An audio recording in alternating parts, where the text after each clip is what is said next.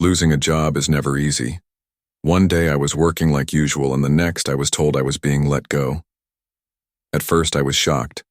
Then came the fear, the questions, the uncertainty. But after a few days, something inside me changed. I asked myself, what if this is not the end but the beginning? I started to look back at all the things I had learned during my job. The skills, the experience, the small ideas I always had but never acted on.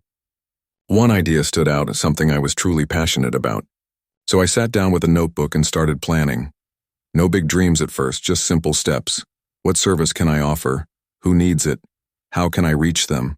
With zero background in running a business, I read blogs, watched videos, and joined free webinars. I made mistakes and I learned from them. My savings were limited, so I started small. I built a basic website, created social media pages, and started reaching out to people I knew.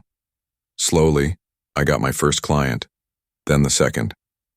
Each success gave me confidence. There were hard days, days when nothing worked. But I kept going. Over time, I understood what my customers really needed. I improved my service, I delivered on time, I stayed honest, even when it was tough. Month by month, my business began to grow. And the best part? I was building something that was mine. Something I could shape, control, and be proud of. Looking back now, that layoff felt like a curse. But in truth, it was a hidden gift. The push I needed to find my own path.